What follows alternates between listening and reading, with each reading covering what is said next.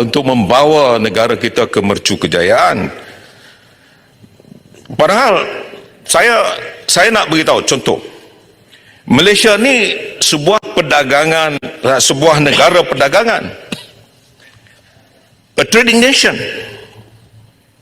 Maka maknanya kerajaan perlu memperlihatkan imej yang konsisten dalam menentang rasuah seperti yang dibangkitkan oleh rakan-rakan saya. Konsistensi ini penting bagi meningkatkan kepercayaan pelabur serta pemain-pemain ekonomi antarabangsa terhadap Malaysia.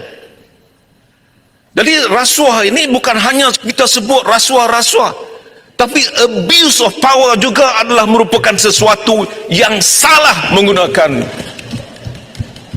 dalam negara kita. Jadi sebab itu kadang-kadang dia memberikan perasaan yang agak huru-hara kepada seluruh rakyat. Saya meneliti ucapan Yang Amat Berhormat Tambun dalam aspek tata kelola dan rangka kerja institusi serta perundangan berkaitan rasuah. Tiap-tiap kali dia sebut ini bunyinya sedap. Kita semua, wow, hebat. Rakyat kat bawah lagi hebat. Tapi janganlah sampai kita salah guna mengarah, padahal kita tidak mempunyai kuasa untuk mengharah pegawai kerajaan untuk melakukan sesuatu. Ini menyebabkan banyak nanti orang pihak luar merasakan bahawa negara kita ini menggunakan undang-undang rimba. Kerana ada undang-undang. Siapa yang sebenarnya yang memegang tampuk perundangan tersebut? Jadi kerajaan seharusnya committed untuk memulihkan imej Malaysia di peringkat antarabangsa serta mengangkat darjatnya untuk menjadi negara yang bermaruah dan anti rasuah. Alhamdulillah. Cuma biasalah sifat manusia ni, kadang-kadang kita terlupa tentang apa yang kita cakap. Kita terlupa melihat cermin sendiri. Kita kadang-kadang lupa belah kanan, belah kiri kita. Dan kadang-kadang kita lupa oleh kerana kita hanya nampak di hadapan, tak nampak pun di belakang kita. Sebagai pemimpin, biarkanlah kita bercakap serupa bikin.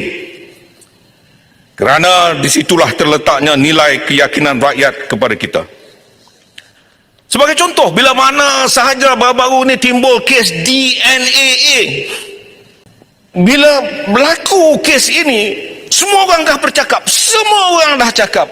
Sudah ada kes prima facie. Ianya adalah sesuatu yang sepatutnya telah menjadi perkara yang diberikan kepada defense team untuk menentukan di mahkamah. Kerana sudah ada prima facie tentang kes ini.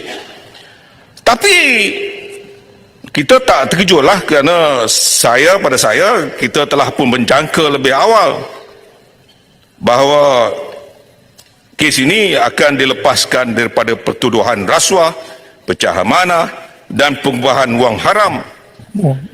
Benarlah kata orang-orang tua. Benarlah kata orang tua-tua. Cikgu mana sanggup tengok anak muridnya dihukum? Lagi-lagi kalau anak muridnya itu sanggup melakukan apa sahaja, hatta menggadai prinsip perjuangan dan maruah parti. Kalau dah berlaku sedemikian, mestilah ada timbal balasnya. Jadi tak payahlah nak bangkit-bangkit dalam parlimen ini. Tak payah, sebab speaker dah kata cukup-cukuplah tu. Kita dah tahu, kita pun malu, tapi nak buat macam mana? Sila. Terima kasih Perdana Menteri dalam satu function di Kelantan pada 24 bulan Julai dipetik oleh berita online, saya petik daripada berita harian online. Dia dipetik bercakap mengarah siasatan dibuat kepada pemimpin-pemimpin yang dikatakan mencuri harta. Dia cakap, PM cakap, dia arah agensi para penguatkuasa termasuk SPRM untuk membuat siasatan. Pada 24 Julai yang sama, 24 hari bulan Julai tahun ini, dia sekali lagi dipetik bahawa beliau telah mengarah SPRM menyiasat menteri kabinet beliau. Perkataan keluar daripada mulut bahawa dia mengarah SPRM, dia mengarah agensi penguatkuasa untuk membuat siasatan. Adakah ini normal dalam sistem pentadbiran negara kita? Perdana Menteri ada kuasa untuk mengarah agensi bagi menyiasat kes-kes di negara kita ini. Apatah lagi kes-kes yang di kalangan kita di sini. Ini seolah-olah ada selective prosecutions, dan jika diarah SPRM untuk melakukan DNAA. Ini yang tanggapan rakyat di luar sana yang Muhammad Ketua Pembangkang. Sebab tu usul macam tu dibuat kerana ada tanggapan bahawa DNA ini adalah arahan Perdana Menteri kepada agensi-agensi penguatkuasa. Seperti yang dipetik ucapan Perdana Menteri Kelantan 24 bulan Julai yang lalu. Ya, Muhammad Larut. Sikit saya tambah. Ya. Ya, Muhammad Larut, kalau kita lihat sepanjang kempen pilihan raya kecil yang lalu, anggota eksekutif seperti Teluk Intan dalam ceramahnya dalam bahasa Mandarin, kita tahu juga ada orang yang terjemahkan, menyalahkan penjawat awam AG yang telah bersara Tan Sri Idris Harun berkenaan dengan hal ini. Ya, kononnya kuasa mutlak peguam negara di bawah Fasal Perlembagaan 145/3 itu digunakan wenang-wenangnya untuk menzalimi dan memutuskan kes DNA ini. Jadi yang Muhammad Larut, saya nak tanya kepada Imam Larut dan juga kepada menteri yang bertanggungjawab. Berapa banyak kes-kes yang mana peguam negara tarik semula pertuduhan jenayah Kuala Putih seperti rasuah salah guna kuasa, yang mana mahkamah telah putuskan ada kes prima facie dan telah dipanggil perintah membela diri. Sila beri senarai kes-kes ini kepada kami dan rakyat ingin tahu. Adakah ini luar tabi'i yang baru berlaku atau bagaimana? Statistik bilangan jumlah kes yang Muhammad Larut. Yang Muhammad Larut, saya ada sikit kes yang very klasik. Yang tua, saya ingin kedua-dua ini dimasukkan dalam ucapan saya. Saya nak jawab apa yang macam sebut. Saya nak tambah. Sebab itu bila kes ini berlaku, Datuk Colin Lawrence hakim menyebut tentang kes ini dalam ujah dia itu. Dia sebut, jika terdapat pendakwaan kes di masa depan namun tidak berhasrat untuk meneruskan kes, ia akan membazirkan masa mahkamah dan wang rakyat. Sebab itu Tuan Bertua, kita bangkit kes ini dalam parlimen. Sebab kita tidak mahu membazirkan wang rakyat. Kita nak supaya rakyat faham bahawa kes yang sepatutnya diteruskan mesti diteruskan. Jangan salah guna. Sebut tata kelola sedap, tetapi bila salah guna, abuse of power adalah sesuatu yang lebih zalim kepada negara kita daripada apa yang telah pun dibuktikan. Kes yang paling klasik yang Muhammad Larut, terima kasih Tan Sri Speaker. Di Kementerian Semua Manusia baru ini, SPRM dah masuk buat penyiasatan dan sampai sekarang tak ada lagi tindakan ataupun conclusion yang dibuat. Kenapa pak pegawai yang ada di pejabat Menteri Kementerian Semua Manusia diberhentikan kalau tak ada elemen-elemen rasuah dan abuse of power dengan izin yang terlibat? Jadi kita nak tanya Menteri Kementerian Semua Manusia, kenapa diberhentikan kalau tiada elemen rasuah dalam isu 97 juta yang dibangkitkan dalam media? Kes ya itu je. Itu kes klasik. Saya mohon pencerahan. Yang Muhammad Larut telah menyebutkan mengenai kes DNAA ini. Tak perlu dihuraikanlah, semua orang tahu bila sebut DNAA ini. Semua media-media termasuk media antarabangsa telah menjadikan berita ini sebagai satu berita yang paling penting.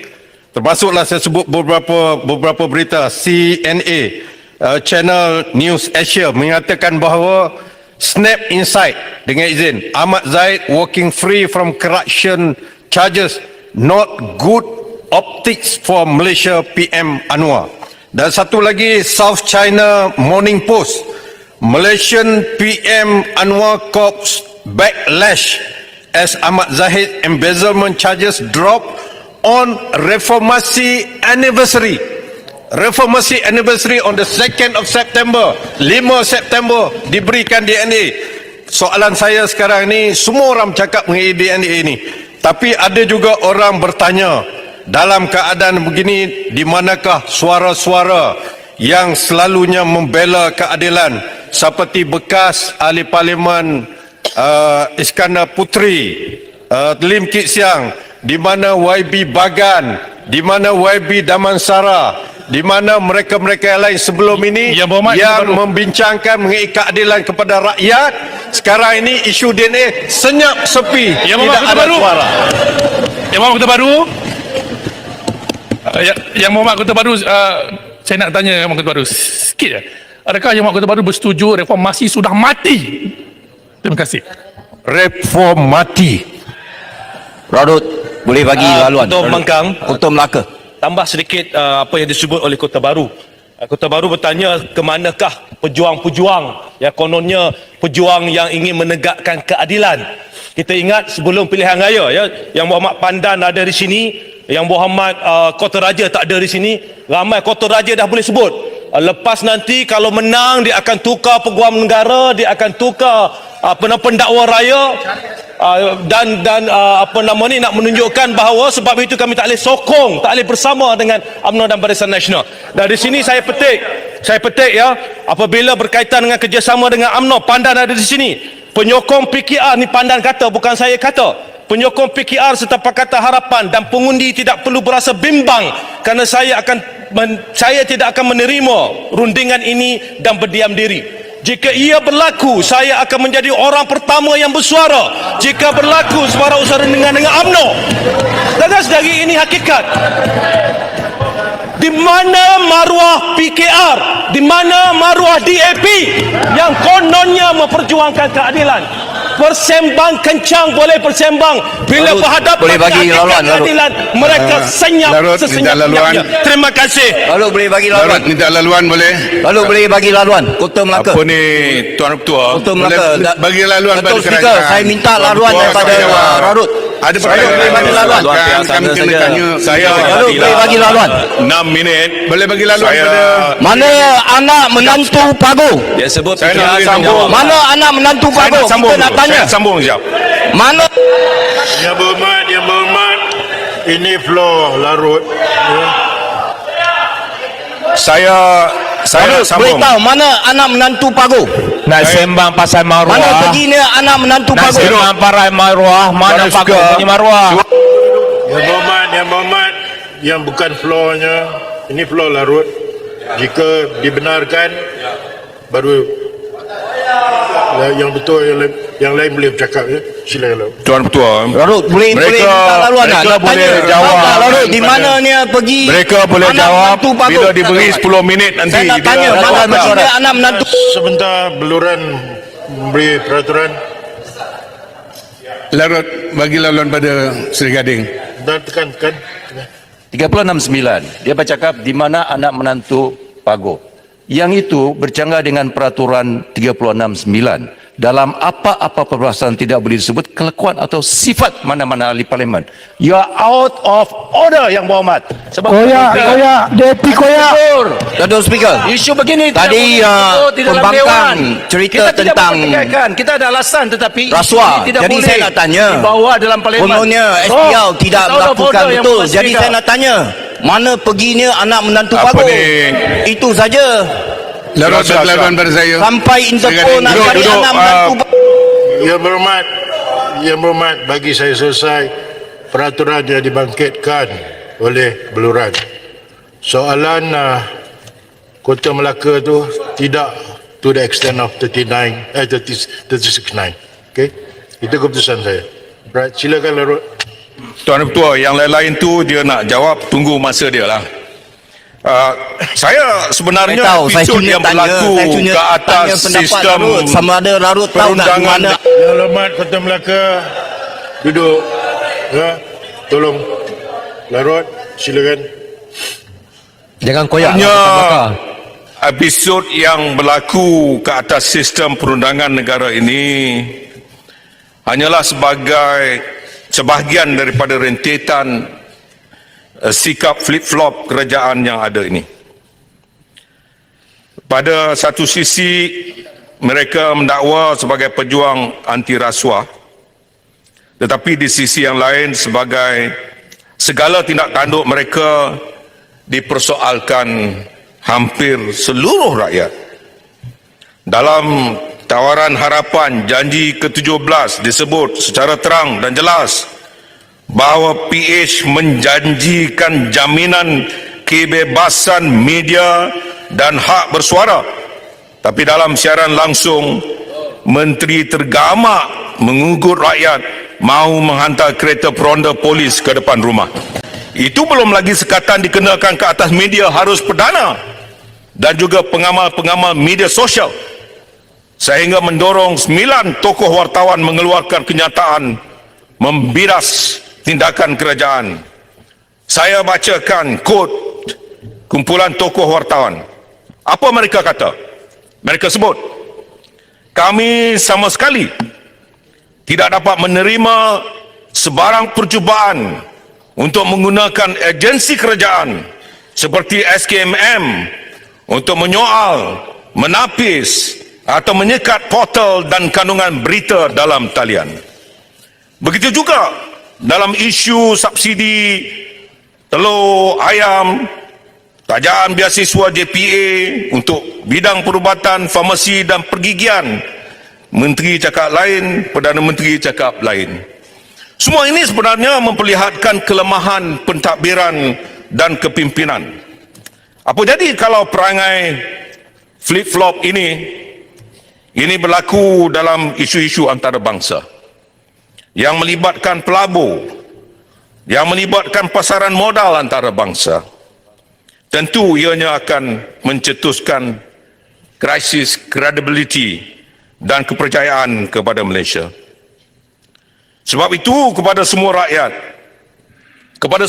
rakyat Malaysia, termasuklah Tuan Yang Dipertua, sahabat saya yang dikasihi, yang mendengar ucapan ini,